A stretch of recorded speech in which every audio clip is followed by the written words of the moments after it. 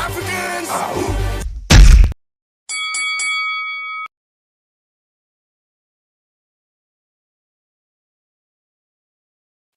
is up, African Fight family? It's your boy JB back here again with another episode of the African Fighters Podcast. Yes, today, same as usual, same as every day, back here again. It's King Dems of the King Dems Podcast. Is my boy Ademola. How you doing, brother? Hello, brother. I'm good. I can't complain. So today we are starting a little bit earlier than usual, right? We're about like 20 minutes early. If in case you don't catch us from the beginning of this show, I understand. But the reasons is that Demola has some social activities that he's involved with that I don't know what it is, but he needs to leave the house early. So I was like, okay, Early. instead of us to wait for after the show, why don't we start early so you can go and do your social activities?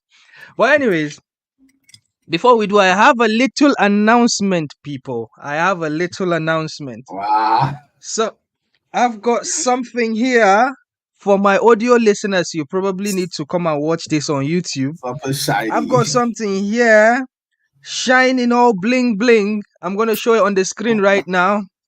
Thing is, there is a listener that we have that heard us talking about me being in love with WWE and the WWE titles and stuff.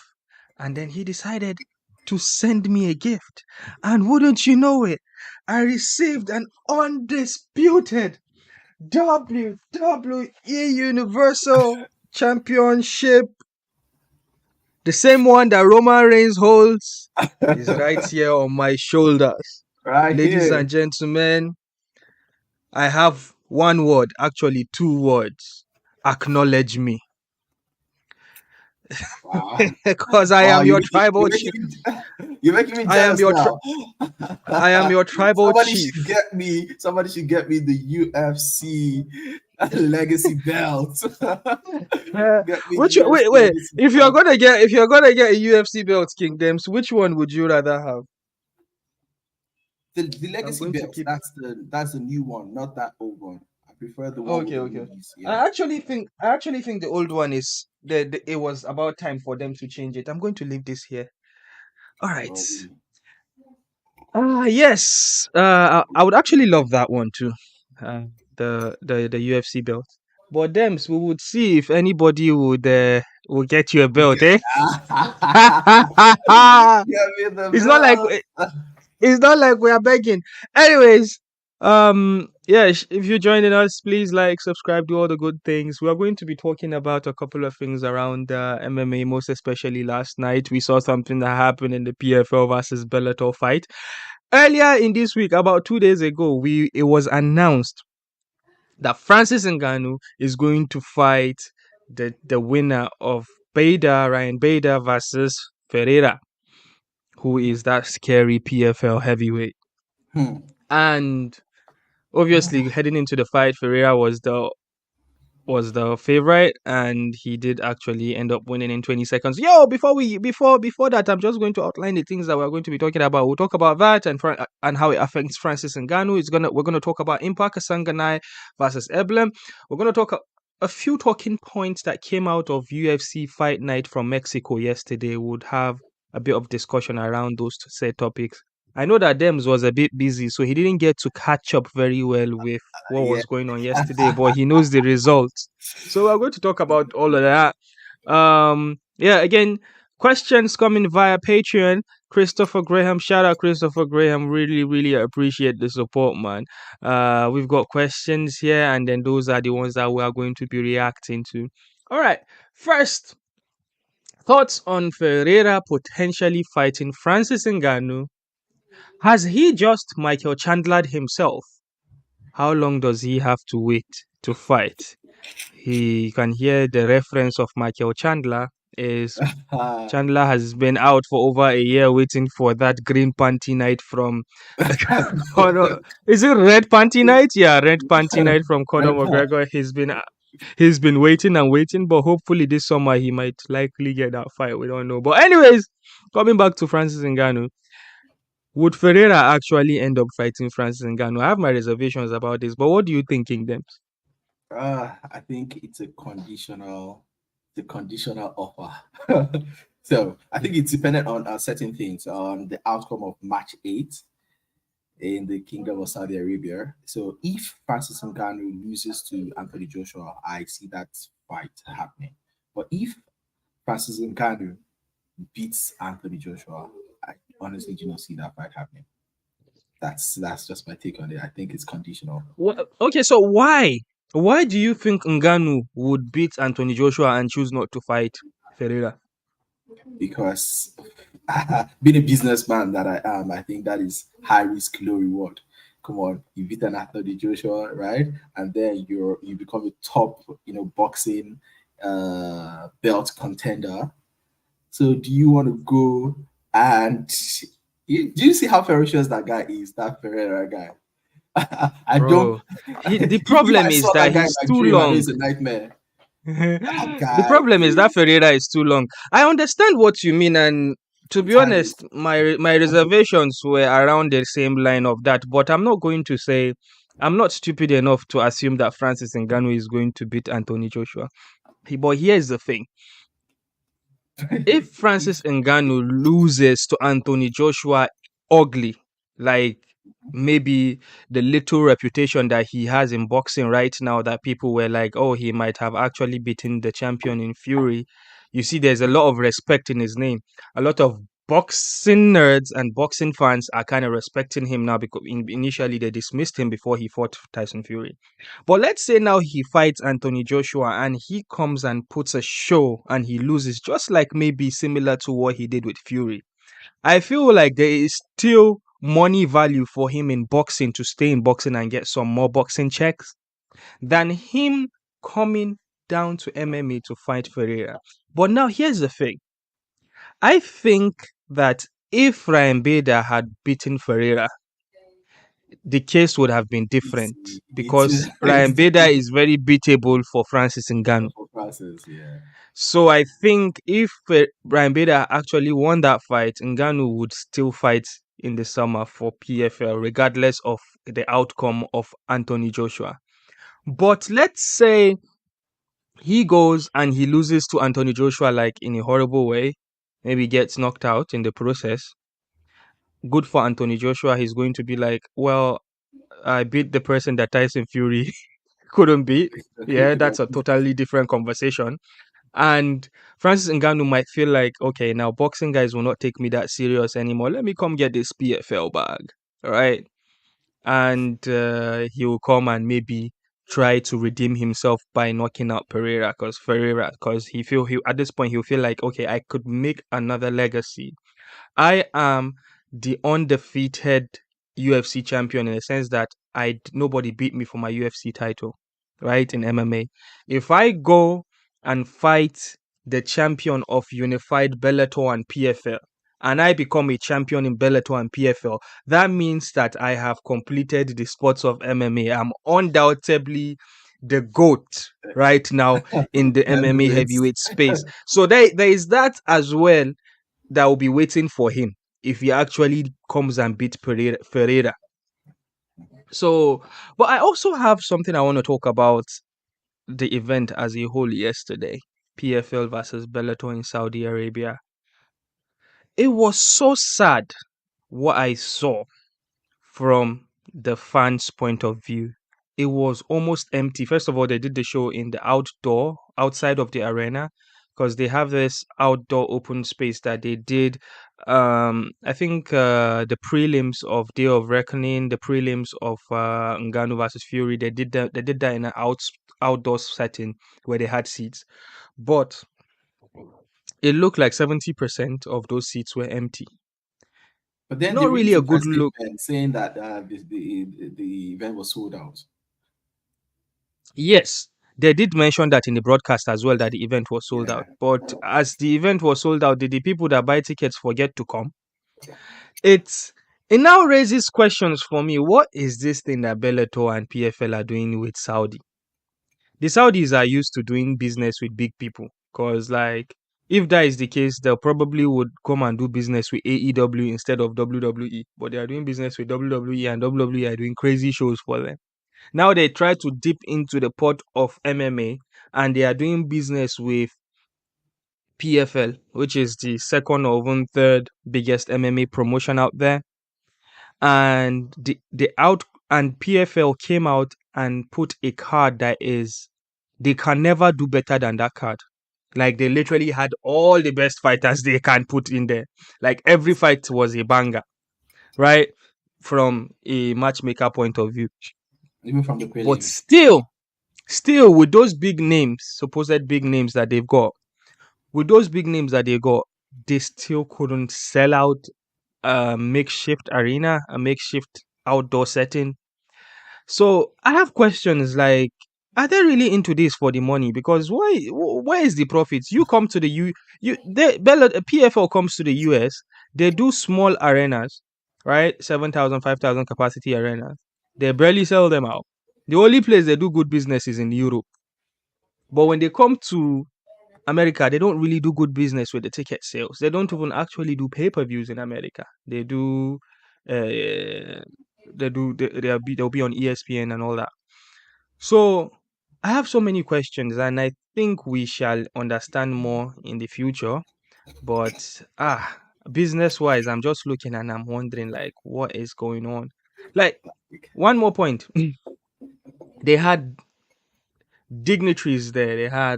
They had Francis Ngannou sitting there. They had Mike Tyson sitting there. They had popular people sitting there. They had John And Jones. yeah, John Jones was there. And still that place was half empty. Man, it's not really a good look. And if the UFC sees this, they'll be laughing their ass off. Uh, What do you they, think about that? they are definitely be laughing his ass off. Uncle Dana was saying the other time that there's a difference between business and charity, right? So Mhm. with what Uncle Dana has actually said, right, it looks like Saudi are doing charity to for these guys.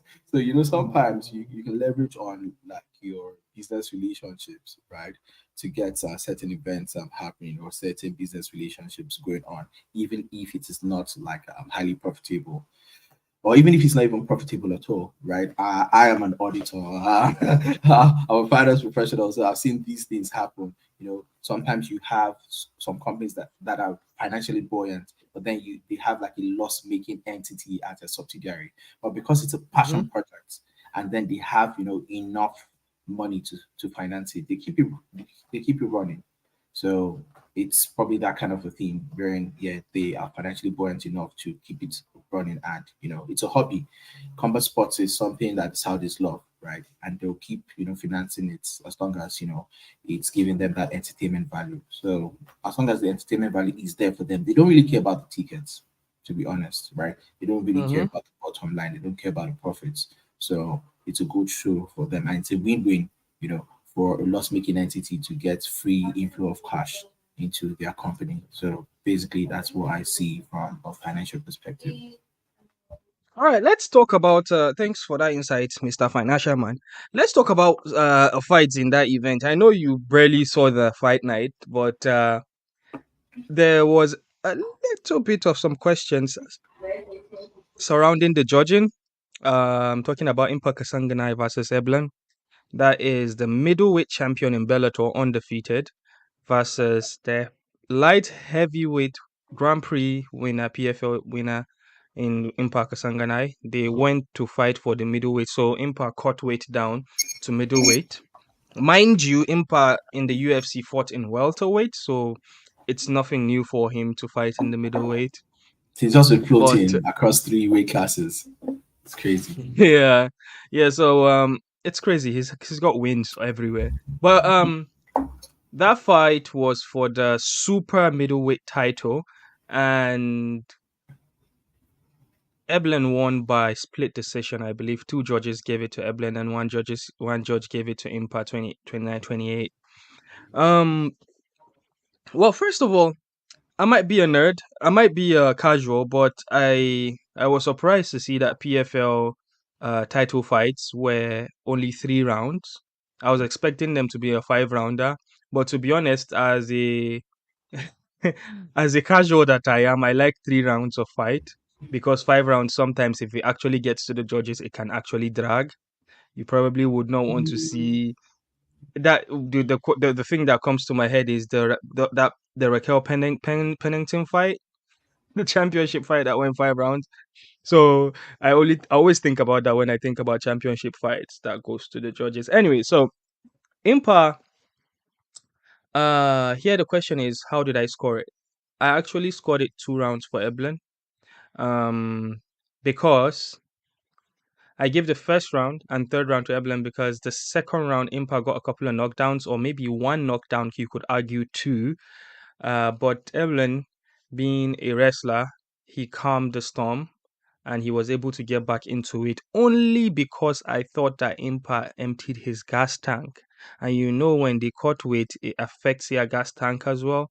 So maybe he's already used to being a big light heavyweight, and now him cutting weight maybe affected his gas tank, because we saw him defend consistently defend takedowns when he was fighting for the light heavyweight title in PFL, and that didn't affect his performance overall. Obviously, Eblen is a different type of animal, but I think it was a well deserved victory for Eblen. Impa would be the closest fight that he's ever had, because Eblen is someone that is out there saying he has never lost a round before. But obviously, in this fight, he got a split decision victory. Now, a lot of people are questioning, oh, because a lot of casuals are saying that Eblen is the best middleweight in the world, that he will beat all the middleweights in the UFC. But from that fight, I was thinking him versus Easy. Easy is just going to knee him, man, when he It's tries to gonna shoot be for a takedown. But it's gonna be an easy that's not the ride. question. Yeah, I gave it 29-28 to Eblen. Nothing to take away from Impa's performance. But what do you score it? Do you agree with me? Uh, to be honest, right, I always like to have a second look at the fights before I'm able to make a proper assessment, proper judgment. But clearly, in my opinion, round two went to Impa, right? Rounds one and three, rather, you can easily argue that they went to Eblen. But for round three, Impa is actually picking up from round two. But like you rightly said, his gas tank was diminished in the third round. So that was what enabled Evelyn to dominate the fight in the third round. So in my opinion, it's actually quite fair. It's quite fair to have given Evelyn the fight. I love Impa so much, my African brother, and I always wish him very well. But in this, sometimes you win, sometimes you learn. Okay, great stuff. Thanks, man. Let's go to last night, UFC last night. There's a question here from Christopher Graham. It says, "What next for Brandon Royval? He lost his title shot 2 months ago and has already beaten Moreno, Nicolau and Kara-France. Well, I think I have to ask. I have to read the question again because I messed up. The question is, what next for Royval? He lost his title shot 2 months ago and has already beaten Moreno, Nicolau, and Kara-France. Albazi is available, but he's the only logical choice for the title shot in May. Flyweight seems a bit repetitive at the moment. Yes, it does, but Exactly. we've been calling for our boy Manel Cap to get in the mix. Obviously, Manel Cap, I think he couldn't fight his last fight because he lost weight, and who was he gonna fight that decided not to fight him? That's Kara-France. Kara-France did not No, no, want. Uh, no, no, no. Manel Cap was scheduled to fight, but he missed weight by a big margin, and his opponent refused to take the fight. oh wow. I forgot. I He's forgot who had that. like different weight issues, such that like I've even like forgotten Mhm. what is Yeah. what. Anyways, anyways, anyways, I He's thought I quite thought it would be sweetness in nice to have color. Manel Cap in the mix. That would be nice. Cause He should be in he the is mix. entertaining as heck. Uh, yeah. What else does Royval have to do? I think he lost to Figueredo, or no, he lost to the champion Pantoja, Correct. didn't he? Yeah, Pantoja. Yeah. Yeah. Um, there's Albazi there as well. Huh. I don't know. I think it does make sense for him. I'm talking about Royval to challenge for the title again, but we would love to see a fresh matchup. And at this point, I really, really, maybe because I'm African, I really, really want to see Manel Kape in the mix. I would want to see Manel Kape in the mix, but maybe he needs to maybe win one fight and actually make weight. Then he probably would get that title shot. Like But I don't know. what do you think of the state of the flyweights? Yeah, it's quite still in some way. We saw the four fights between Moreno and Figueredo before Figueredo went up to bantamweight, right? And then Mm-hmm. now we've seen Pantoja versus Royval, and a lot of these fights are not even convincing. The wins are not convincing because, to be honest, right, the Mm-hmm. win, his win over Moreno was not convincing. I actually thought Moreno, did well to win the fight, but it's Mm-hmm. fine. So it's somehow they are too close in terms of the skill match, right? They are small and highly skilled guys. So it's really really close margins in that division. So now you have Royval. If you say let him contend for the title again, you're not out of place because he just beats the number one contender. But I think it would make sense to have a number one contender fight. That is Mm-hmm. maybe Royval versus an Albazi or Royval versus maybe Manuel Cap to decide a title eliminator. I think that would make sense instead of just giving him a straight up title chance. So let's see him fight a title eliminator, and I think that would make Okay. sense. All right, let's move on. So Brian Ortega did defeat uh who was it that he fought? Yeah, Rodriguez. And he well, Brian Ortega is one of those fighters that had a lot of hype in the UFC. But prior to him fighting last night, he only had one victory in 6 years. So that says a lot about Seriously. And he's yeah, been in that the says a top lot. five. Yeah, he's been in the UFC for a long time. I think his But only then win he's been in was the the one. top five because he fought against Max Holloway. Max beat him. But Mhm. then he fought Volkanovski, I think maybe like 2, 3 years ago, Yeah, where he Volk had beat him broken as well. out in that choke. So how come So this with is that being said, that's him shocking? coming into him losing to all these top guys, is he next for Ilya Topuria, or would you say he maybe he fights against Max again for a number one contender shot? What do you think? Ah, featherweight. I would, to be honest, I think I'm biased, but then I really want to see Max versus Topuria. I Yeah, really that's want to see going to Max be a versus banger of Topuria. a fight. Right? If I was the UFC, I would try to spin it so it would have to happen. Because that's like a crazy, crazy solid main event that could main event UFC Madrid if it actually happens. I'm telling you, but then I'm scared with the matchup against Gaethje because nobody fights Gaethje and remains the same. Look at what happened to Tony Ferguson. It was just downhill from there. So really, I feel like that matchup does not make sense. This might sound harsh, right? But like, what do they have to gain? A BMF title that makes no meaning. Yeah. Let's be honest with It's ourselves. yeah, You are. that fight has a lot of questions. I Oh, really want to see this. shout out to Christopher Graham. He says he's gonna listen on his commute to work tomorrow. Shout He out, just man. he just called it. He just called us heroes, man. Wow, it's not easy, bro. um, I've got a quick one here. I'm gonna chip it. Graham says what my thought about Michael Chandler's promo on Monday Night Raw. If in case you don't know, um, UFC and WWE are now an item together, so they do a bit of cross promotion, right? Because yesterday, in WWE Elimination Chamber in Perth, Australia, there is this WWE wrestler called Grayson Waller. He came out, and just when he got to the ring, guess who is by the ringside? Ty Bam Bam Tuivasa was at ringside, Whoa. and then he walked over to him, and they did a shoey together. They pulled their shoes and drank off their shoes.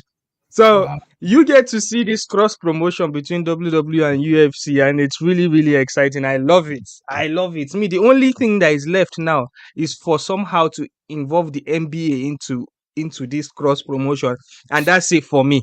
Me being a WWE Pro Wrestling and NBA fan. But anyways, that's not about it. The question is what my thought was about Michael Chandler cutting a promo on Raw. So what happened was Raw was I forgot what city Raw was on.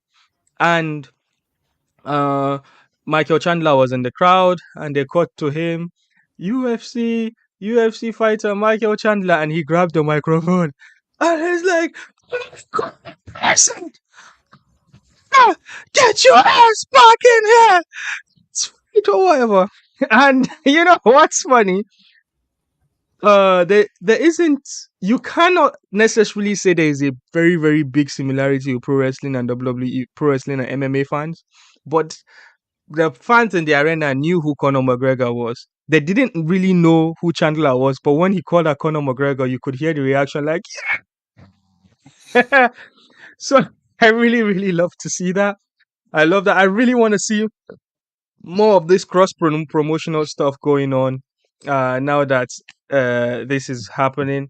I think maybe if the UFC do TKO does those things that they intend to do of like having a big TKO weekend. The plan is to have a double.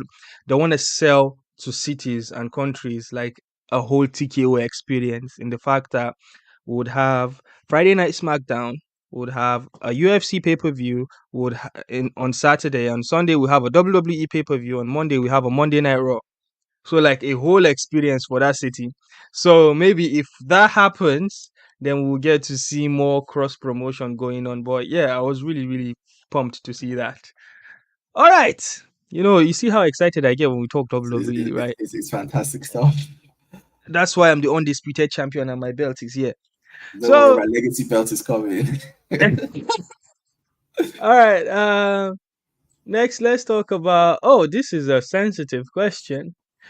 Could Bilal Mohammed's association with Palestine be a factor in him not being offered the welterweight title shot against Leon Edward at this time?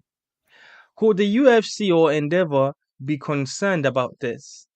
What he might say on the mic or what his fans around the world might say or do to the build up? Full disclosure, I support the cause Free Palestine. That is from Christopher Graham.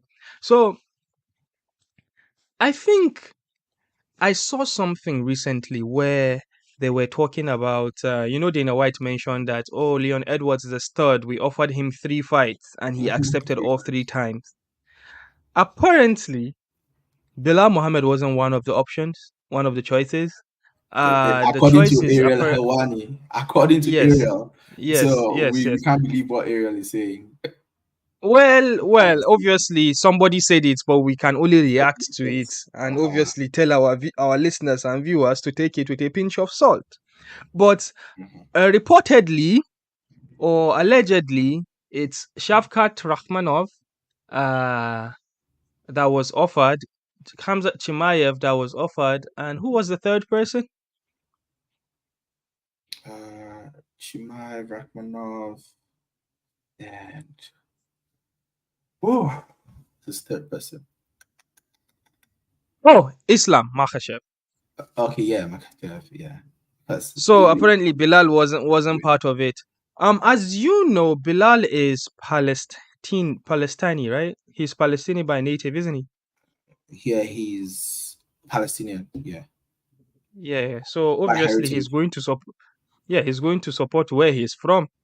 And if he does that, he goes against the Jews, and the Jews own everything in America. So I wouldn't be surprised that the umbrella company will probably be owned by a Jew, and it would probably be a spit in their face if someone comes in there and supports Palestine on their broadcast. So if this is the case, I wouldn't be surprised. If you remember, UFC brought the flags back because initially took the flags away because of Russia. Mm-hmm. They don't want Russian fighters to have flags. And then all of a sudden they were like, okay, fine, the It's Russian thing have died. Let's bring the they flags took back. it away They again. brought the They brought the flags back. The first night they brought the flags back. That Brazilian guy that jumps anyhow, the one that the crazy Brazilian fighter, the middleweight guy, I forgot what his name is. He came out with an Israeli flag, and he waved it on the UFC event. So coincidentally, the next event after that one was the UFC in Abu Dhabi. And when they got to Abu Dhabi, obviously the Abu Dhabi fans are in the Middle East, so they are going to support Palestine. And then the flag ban came back again because they don't want Palestine flags on their broadcast. It's a bit hypocritical to me, to be honest, because they had flags on, and a week to that week to UFC Abu Dhabi that the flags were on, a fighter was waving Israeli flag. Nothing happened. It was posted all across social media, and then they went to the Middle East and they were like, "Okay, flag ban is back." And if you remember, it was that night that Chimaev fought Usman. And after the fight, Yeah.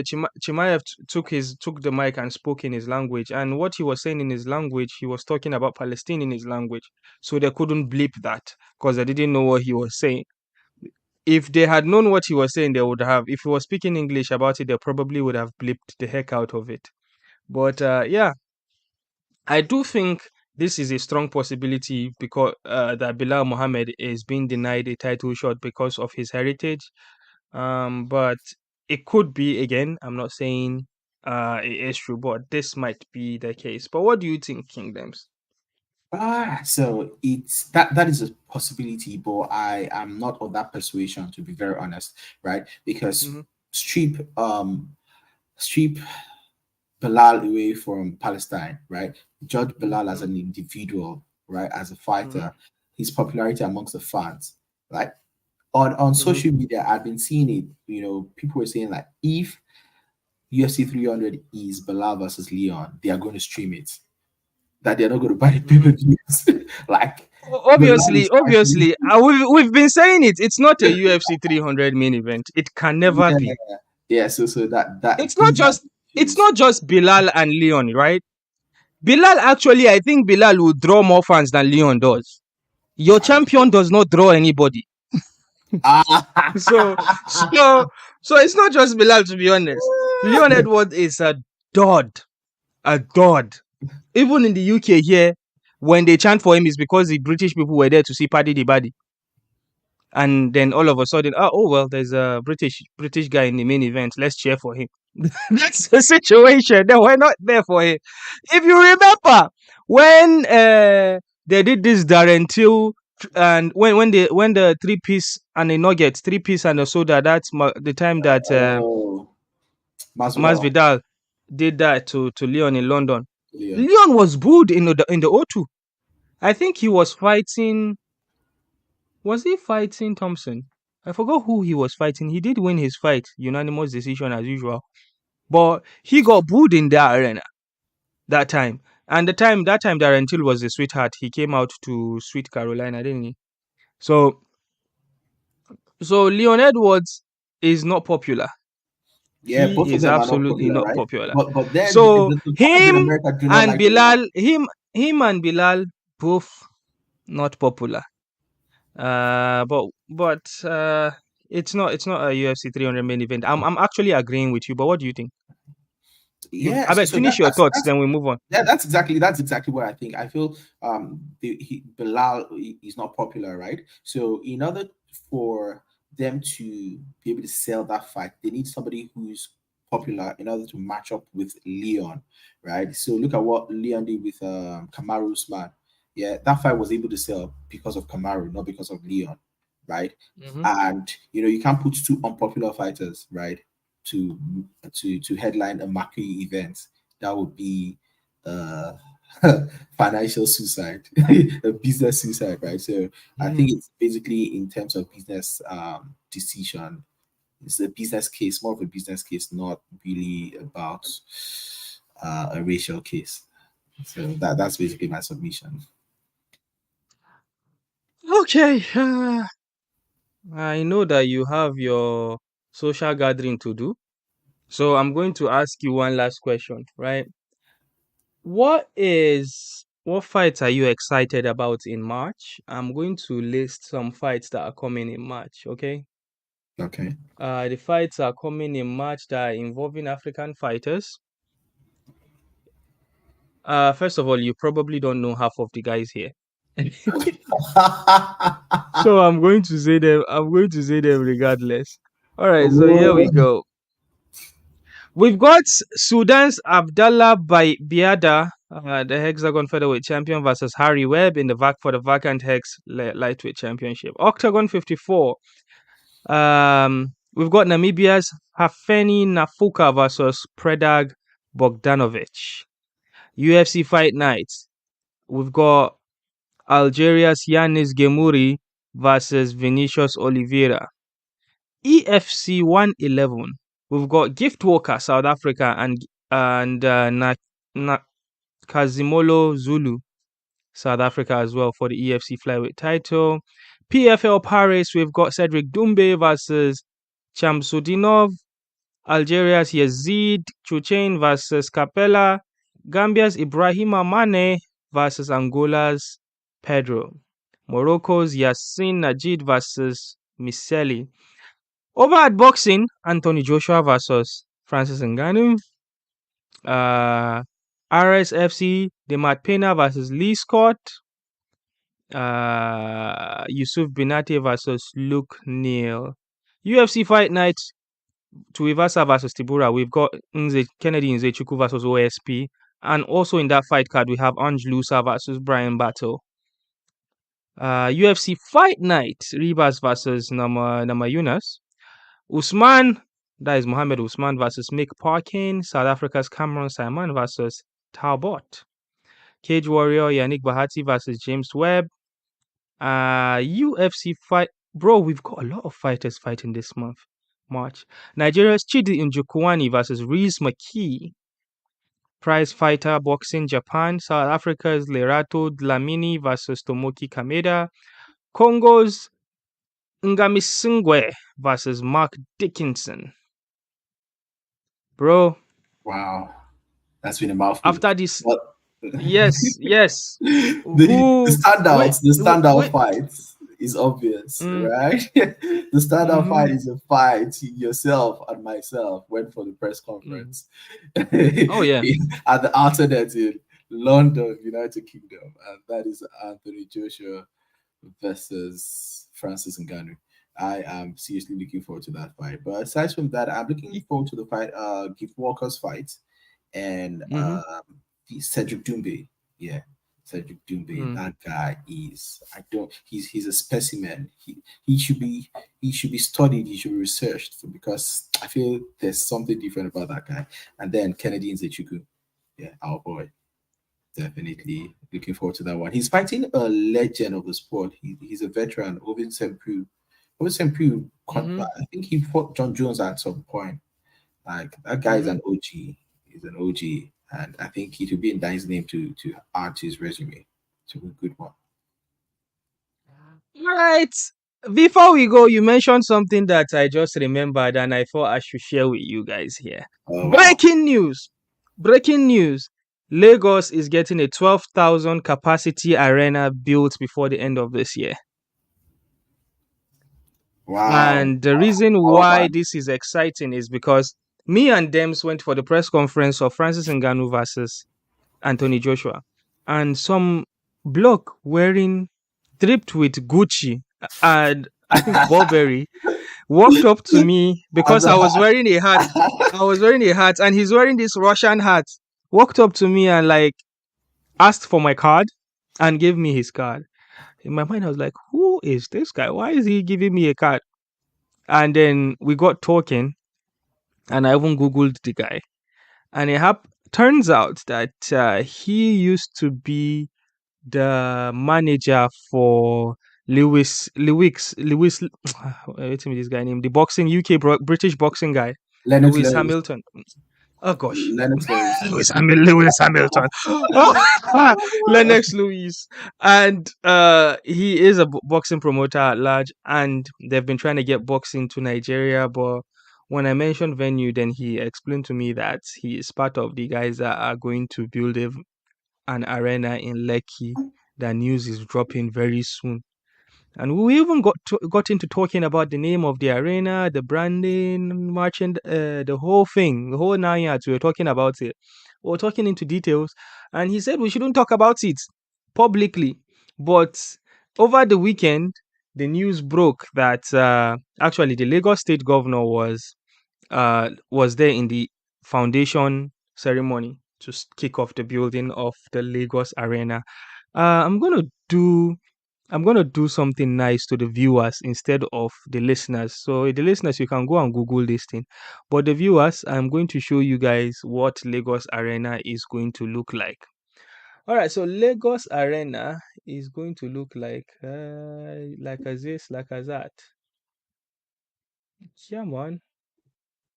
Okay, so this is the foundation lane of Lagos Arena, and oh gosh, I'm gonna have to open this tweet up.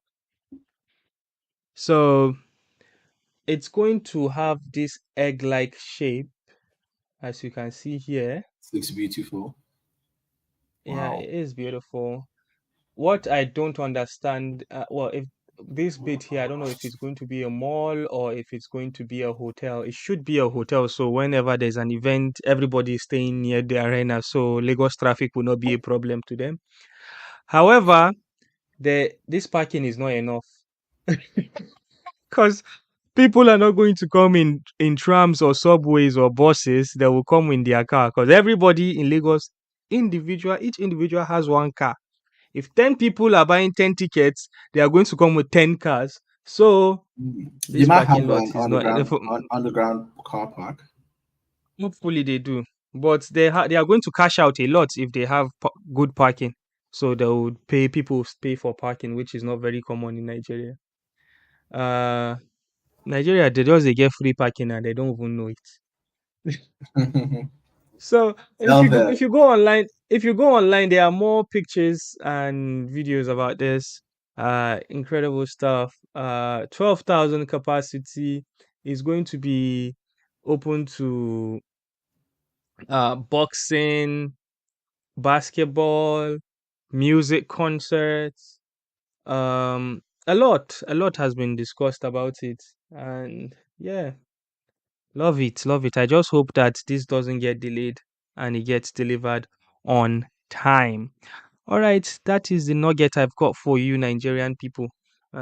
We if this was already built and was already functioning, we probably would have had during the era of the Three Kings. We probably would have had UFC Africa at Yes, that yeah, point. African. But yeah, This is anyways, yes. that is it from me today. Shout out to Christopher Graham for the questions. As you are on your commute to work tomorrow morning, if you are listening to us, we appreciate you guys. Thank you very much for the support. Uh well, I remain JB, and King Dems just dropped an episode with Temba Gorimbo last week. Yeah. King Dems had an episode on his podcast where actually I was on that one. Me, him, and Temba chopped it up. It was a beautiful, beautiful conversation. I urge you guys to go listen to that. You'll learn one or two from there. It wasn't just MMA. It was more about inspirational stuff. But King Dems, you've got anything you want to plug? Oh wow, you said it already. You took it off my mouth, right? Go listen to the Kingdoms podcast. We've got fantastic stuff, and of course, there was an episode with Bracken Stocks as well. That was way back last year, episode 2. We predicted what happened, champion versus champion, the exciting stuff, right? So thank you very much. Shout out to everyone. Have a great week ahead. I'm out. All right, everybody, enjoy your weekend. Bye. Come on, Africans!